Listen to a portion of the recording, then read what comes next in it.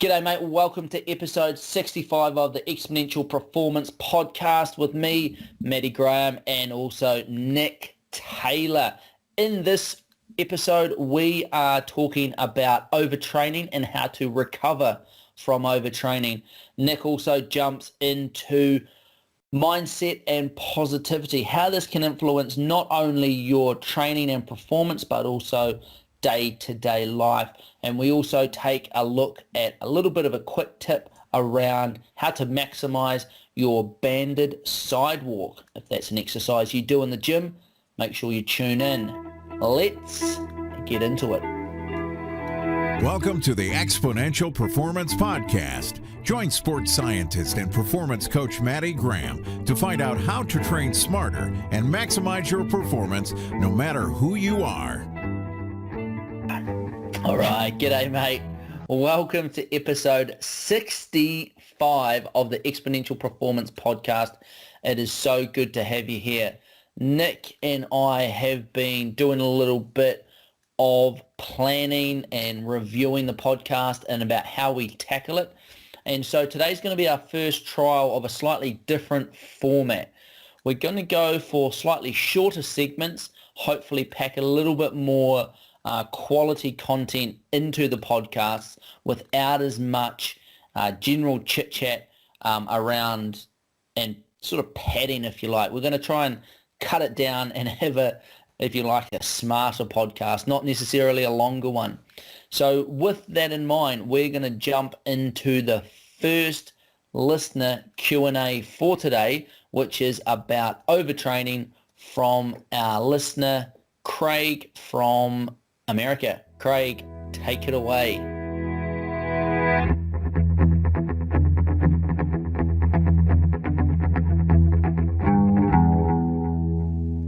Hey Maddie, my name's Craig. I live in Wenatchee, Washington in the U.S.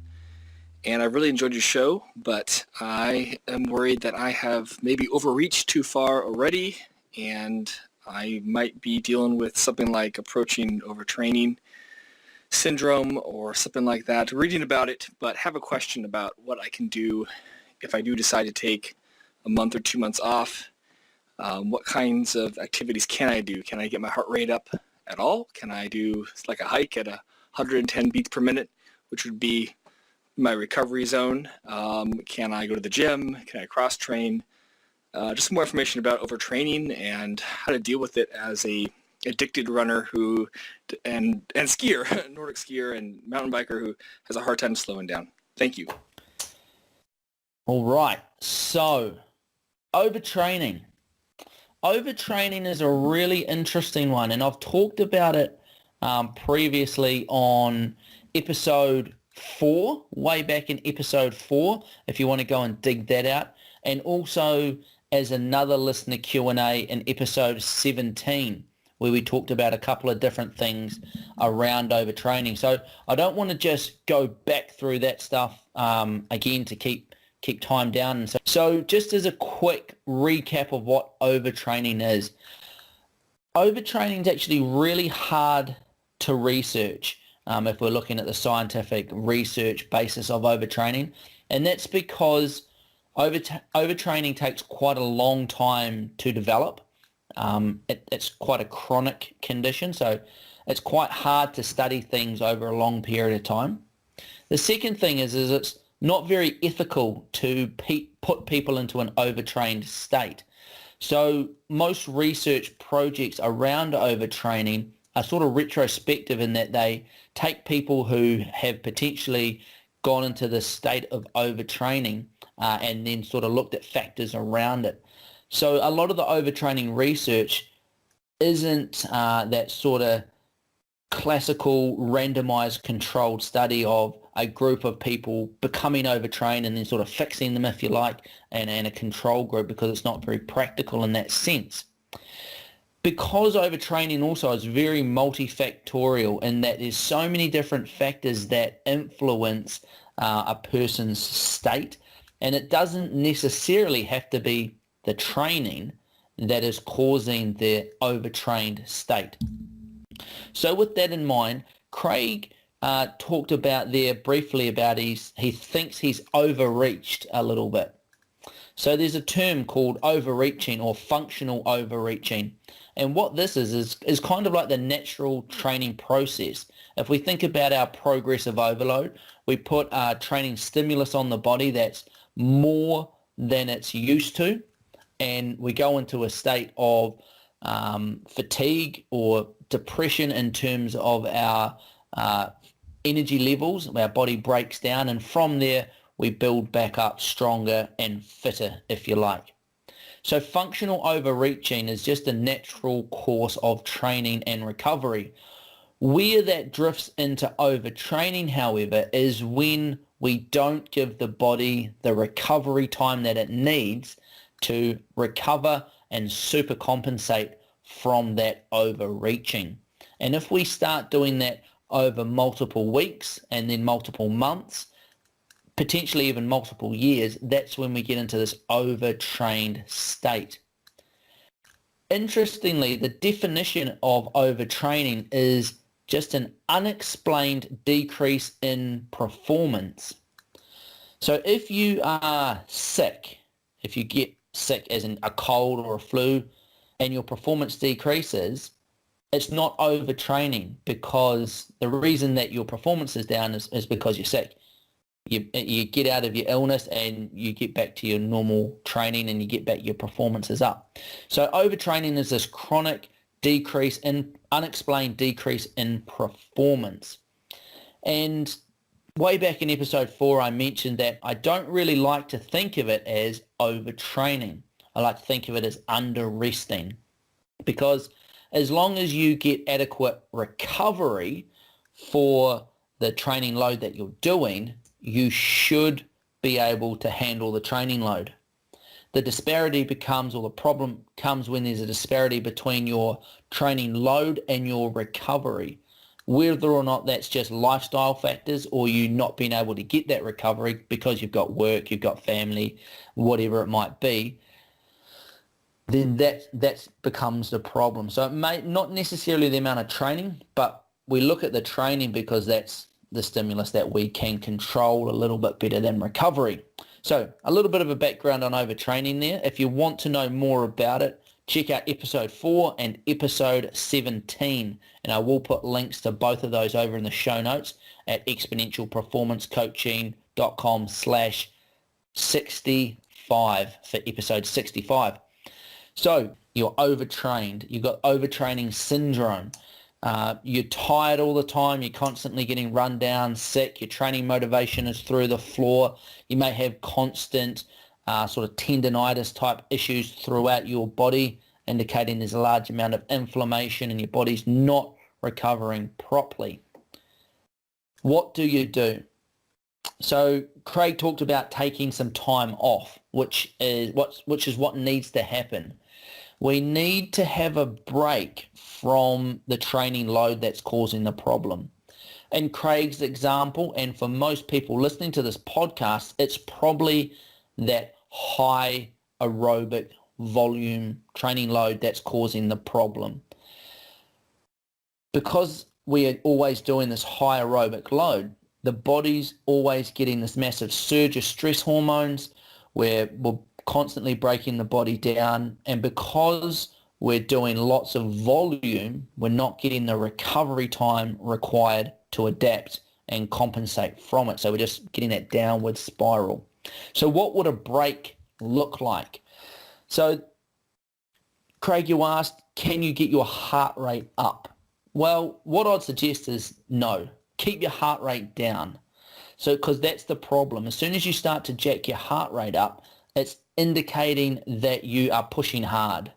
If you weren't pushing hard, your heart rate wouldn't be up.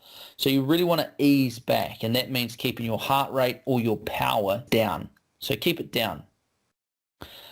Number one thing is sleep. Really focus in on your sleep. My guess would be if you're in an overtrained state, you're probably not sleeping very well. Either that's causing the overtraining in terms of you not getting adequate rest, or often when people get into overtrained states, their sleep turns to rubbish as well. The reason sleep's really important is this is where your hormones sort of balance out. and your body does a lot of your repair work. So if you are cranking up your stress hormones through training and not getting adequate and good quality sleep, then that just throws that hormonal balance out of whack further. Being in nature, and I know this sounds a little bit airy-fairy, but there's some quite good research around people exercising gently or easily in nature. And it's kind of no real surprise that, going for a walk in the forest or the bush is good for reducing stress levels. When you're out there, you're moving gently, you're getting oxygen flowing through the body. There's no sort of massive distractions or stimulants in terms of bright lights or traffic noise and all that other stuff. So it kind of makes sense that your body would, help you reduce stress. So getting out and doing some stuff in nature while not smashing yourself. So most endurance athletes spend a lot of time in nature anyway because they're running through it. They're out on a lake kayaking, they're out in the sea swimming, whatever it might be. But go out in nature and don't smash yourself for once. Go out and do something easy. That hiking or walking, like you suggested, would be a great option. Cross-training, do something different to what you already are doing. If you're doing a lot of huffing and puffing in your sport, like most endurance athletes do, go and do some more grunting in the gym, so to speak. So get a different stimulus and focus on something completely different. So if you're an endurance athlete, dialing the intensity back, doing some gentle aerobic exercise, but then going and putting a big strength stimulus through your body is a really good way of doing it as well. And that helps boost our testosterone levels. Testosterone's one of our major growth hormones within our body. So we get an increase in this anabolic hormone, testosterone, and also human growth hormone from the gym. That's going to help repair your body as well. The final thing I want to say is nutrition. Get your nutrition dialed in. It's a massive subject. Probably don't have time to cover it in this podcast, but take a look at it. One of the key things around nutrition, I'd say, is look at how many stimulants you are taking. Stimulants in terms of largely caffeine being the primary one. If you are in an overtrained state, you're probably pretty fatigued on a day-to-day basis. So you might be trying to keep that training going and those energy levels up by using a lot of stimulants in terms of caffeine. If you can reduce your stimulant load on your body, it gives it time to be able to go through that, let's call it a healing process, and help balance out that hormonal level as we talked about previously. So overtraining, very complex topic. If you think you've got overtraining syndrome or you think you're overtrained, you probably are.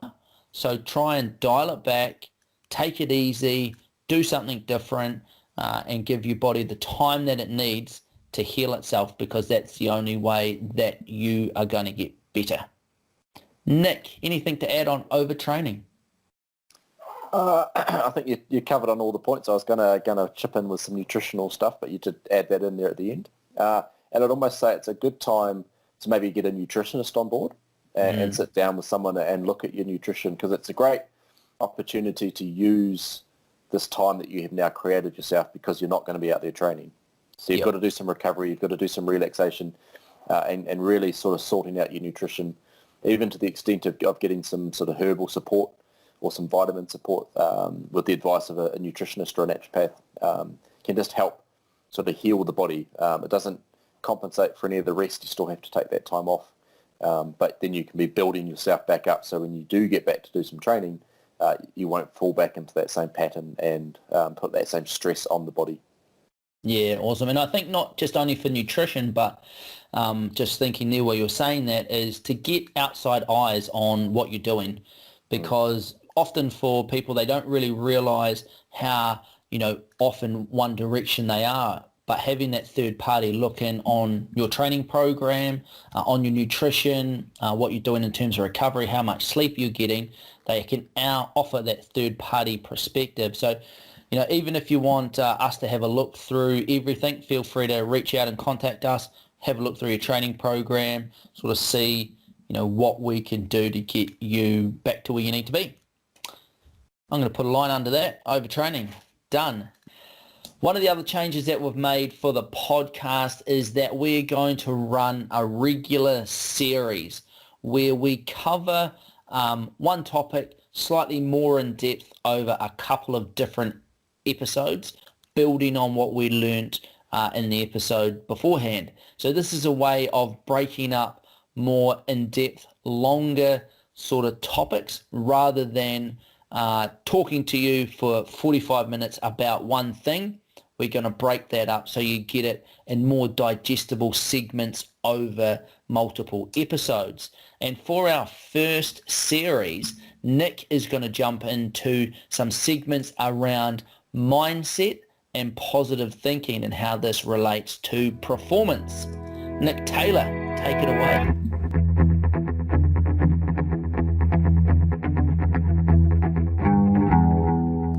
Cool. So as Matty said, one of the things I wanted to delve into is around some of the sort of sports psychology side of things, and a lot of it is transferable to everyday life. So some of the examples I'll use will be based around life, some of them will be based around sport, but they all are much the same. And so some of those other areas, hopefully over the next few weeks to cover off, will be around sort of motivation and what drives us, what's our fuel and fire, goal setting, reflection, sort of learning from ourselves and growing and developing, and then some stuff around mindfulness, which is what everyone's talking about at the moment, and then how we can use that and apply it through training and life. But one of the unique things about the human brain is we get to pick what mood we are in at any given time. So to a given situation, we can choose how we respond. People can be rude, they can be abusive to you, they can be really nice, they can be really friendly to you, and we get to pick how we respond to each of those situations at a given time. It's our choice, which is really cool. But it's also quite a powerful thing that I don't think a lot of people really utilize for the benefit of themselves or for the benefit of those in that sort of tight circle around them and their friends and their family. So if we think about an example from training or racing, we get up and, it's Monday morning, Monday morning's crap. I hate Mondays. It kind of sets the tune for a really bad Monday. Your day's going to be bad just because you've got up and you've said it's crap. You've set yourself in that kind of downward spiral. If, however, you get up and you think, oh, right, Monday, new day, what's happening today, get a sort of a real bit of a good buzz on, then yes, you still have to go to work and still have to do the same things you would do if you got up and said it was crap. But instead of staring at your inbox thinking, you can really change the way you think about it and set that positive day off. It sets the tone for training, sets the day for having lunch with your friends and the relationships that you have. So one thing that always kind of makes me laugh to some extent is you'd be training someone or working with an athlete and they're getting a little bit grumpy with, some hilly sessions or some hill reps and that they're going to hurt, they're going to suck and so forth. And it's like, well, one of the weaknesses we might have identified is that you're not as good at hills or your strength on those hills isn't good. So why don't you see this session as a chance to really, right, I'm going to attack these hill reps. I'm going to really get my strength up and become better at running hills for the race that I've got coming up, which has got hills in it. And it's just that simple little view on what that session's all about that you can make to really help sort of drive the positivity of your training.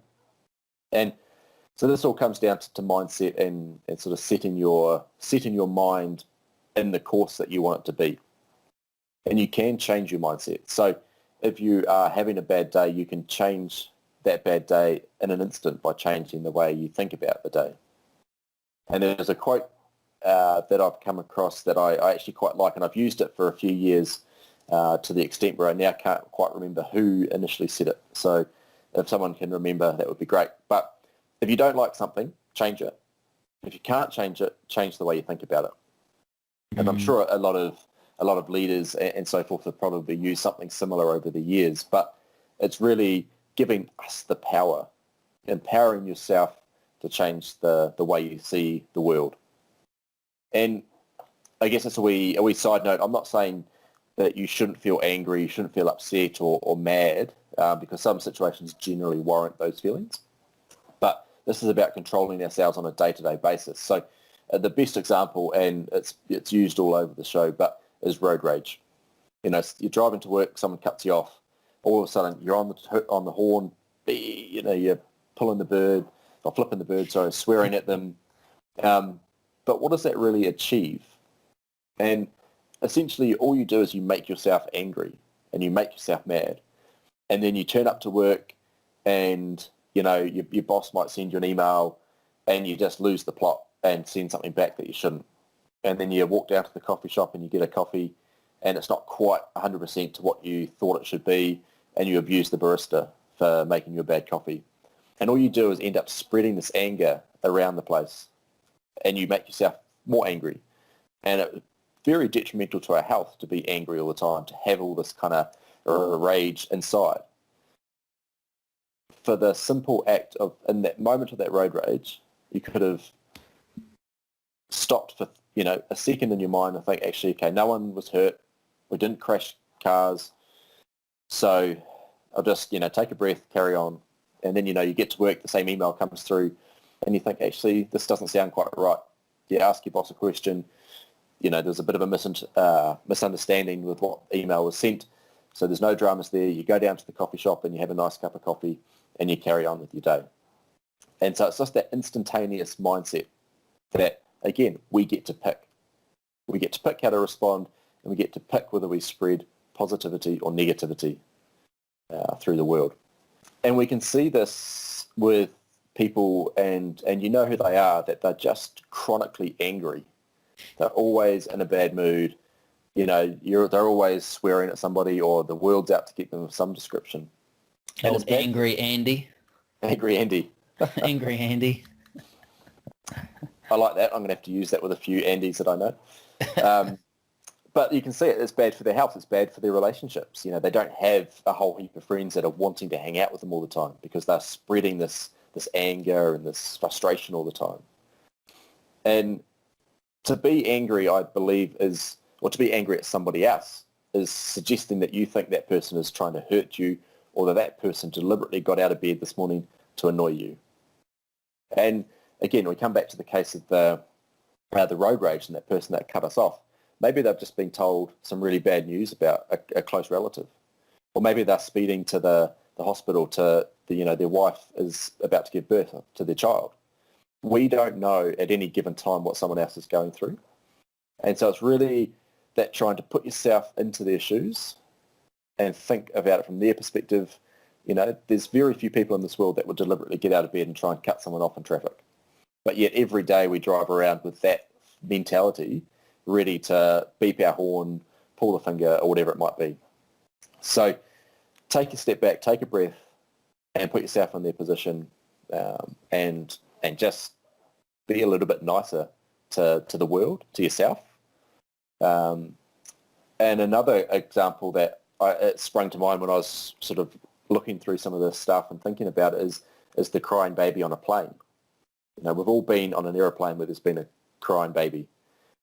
And I imagine no parent, and probably the babies for that matter, get on that plane with their sole purpose of annoying people for the flight with a crying kid.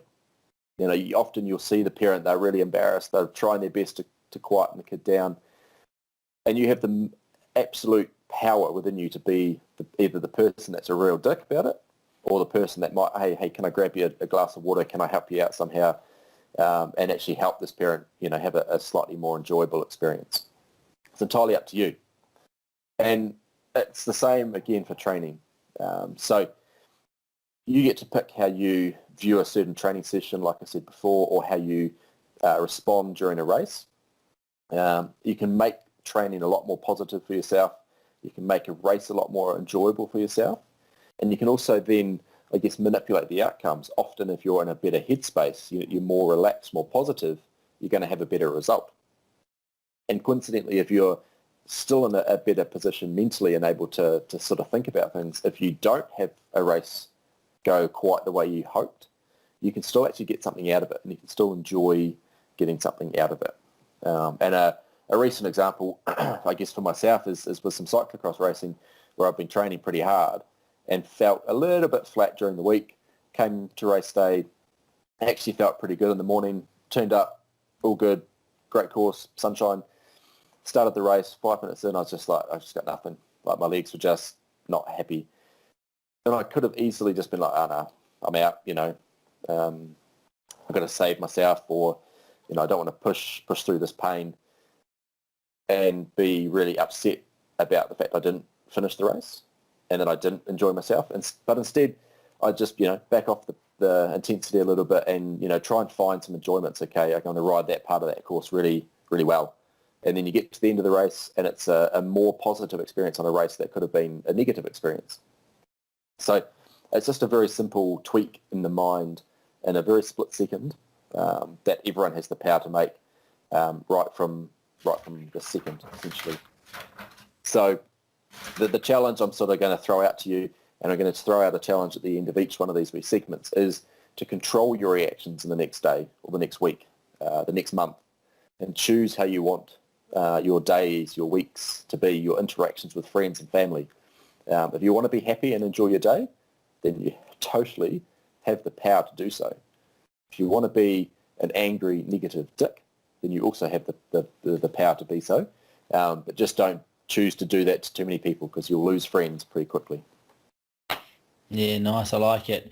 And thinking on a couple of those things is that, like, the simple act of seeing a smiling face for, it's something like 16 milliseconds. So it's not even long enough for you to recognize that there's a smiley face there, improves exercise performance. So they did this research that they were riding a bike, I'm pretty sure it was, and faces got flashed on the screen at 16 milliseconds. So you couldn't even really consciously know that they were there. But the people that were flashed smiley faces rode at something like 10% better. It's ridiculous. Those that showed frowny faces rode, worse. Yeah. And it's all about that subconscious connection of how you're interpreting those things that are happening in your body. Yeah. And we've talked about it before in terms of those signals are signals that you're working hard, And when I am really suffering during an event, and I often use it, like you often in an ultra endurance race of any kind, you don't really feel like eating at a certain point. But you have to eat to keep the workout put out. And so what I'll be doing is cramming food down in my mouth and like literally saying out loud, "Oh man, this tastes good." Like, this is the best thing I've ever eaten. Or, when you're going so hard that you're just hurting, or you're towards the end of a big session and it sucks. It's like, man, this feels good. I don't want to be anywhere else. Do you know what I mean? And it sounds really corny to say that, but it's been shown in the research that simply by smiling, you perform better. And if you can do the same with your emotions on a day-to-day basis. I also really like the comment that you make around people complaining about hills. So we know where this is going, but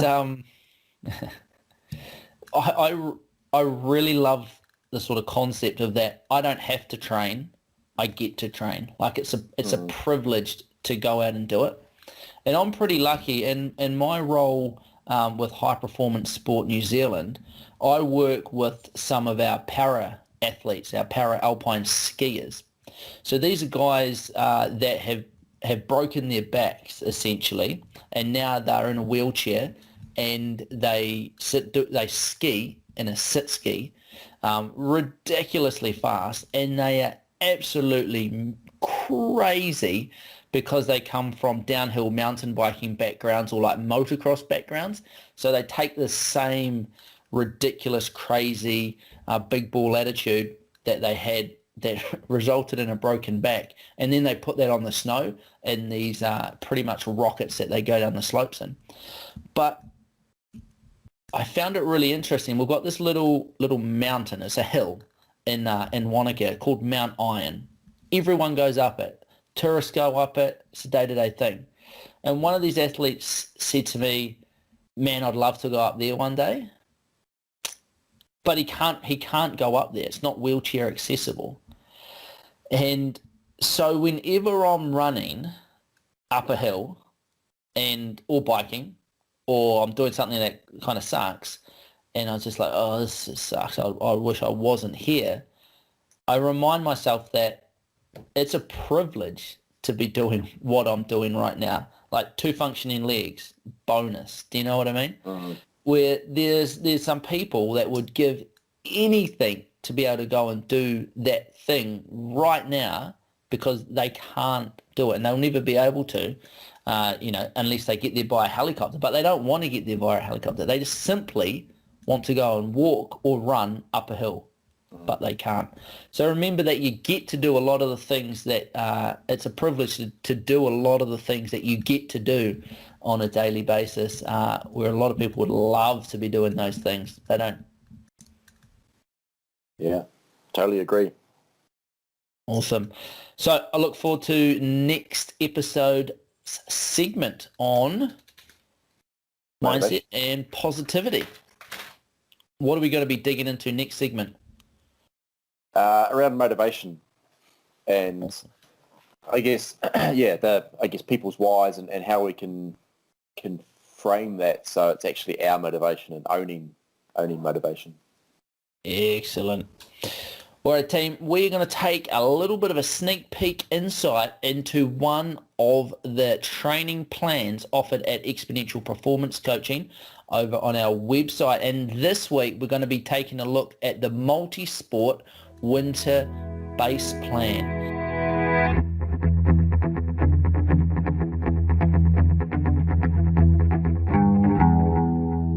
This training plan is targeted at multi-sport athletes who want to make their winter training a little bit more meaningful and a little bit more structured.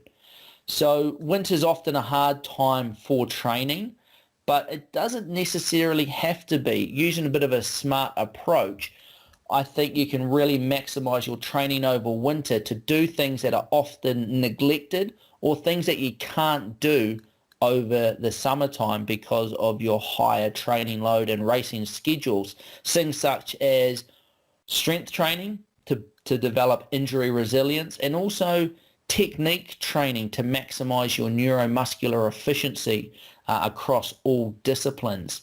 So the multisport winter training plan is designed for the beginner to intermediate multisporter who wants to make the most of their winter training period so that they hit spring with a revamped neuromuscular system so they're more injury resilient, efficient, and psychologically fresh so they can hit their summer training at full speed. This combines both aerobic base development and that often neglected neuromuscular training and strength work.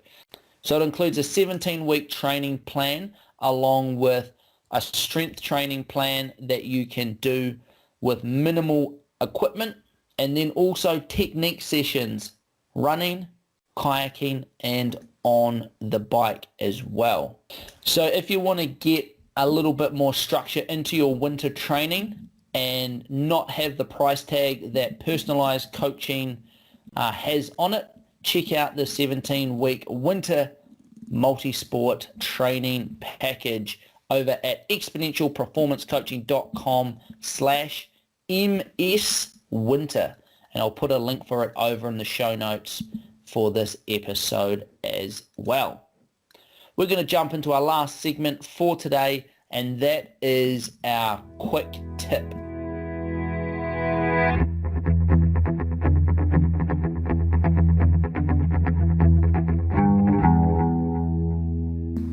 All right, team, so this episode's quick tip is about banded sidestepping.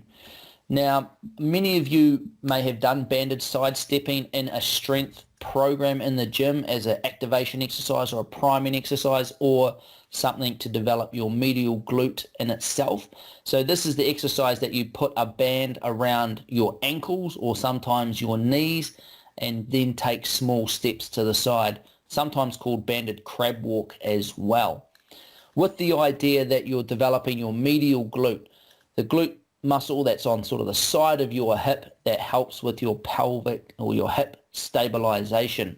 Now, an interesting review paper came out on this, and I've actually posted this on my Instagram page as well. And this is it here, that hip muscle activity in men and women during resisted sidestepping with different band positions. And this came out of the Journal of Athletic Training.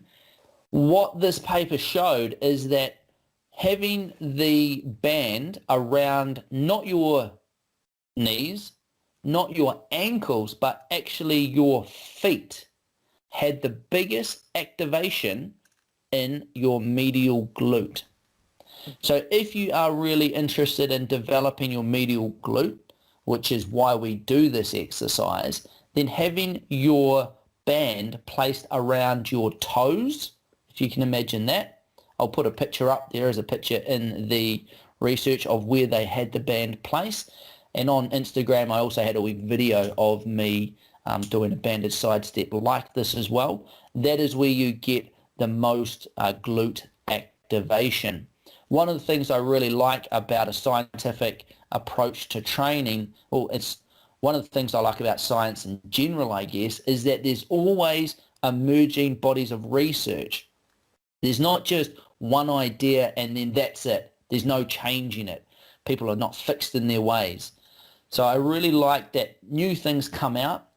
For example, banded sidestepping is something that I have always used often in a warm-up or a preparation for a strength training plan, or for those people that need to develop their medial glutes. Now, I'm still using it, but I've made a refinement to it from this latest research, now popping that band around the toes. So banded sidestepping, if you are doing it, and you've been doing it with the band around your ankles or your knees, highly recommend popping it around your toes now, based on this new research. If you haven't been doing banded sidestepping and you'd like to include it in a program or get back into some strength training, then jump over to my Instagram and you'll see a bit of a video over there in one of my posts about banded sidestepping and the new research. Also, that is the quick tip for this episode. And that's all we've got for episode 65. Thanks for joining us, and I look forward to talking with you in the next episode. Remember to get out there and train hard, but most importantly, train smart. We'll talk to you next time. Mate, thanks for listening. If you would like to support this podcast and see it continue into the future, you can do so in a number of ways. Firstly, make sure you subscribe to this channel on whatever platform you are listening. Like and share the podcast on social media to help spread the word. If you're feeling really generous, head over and leave a review and a rating over on iTunes. This helps spread the word and develop the podcast. All of this will help the podcast continue long into the future, so we can keep bringing you the information you need to train hard, but most importantly, train smart.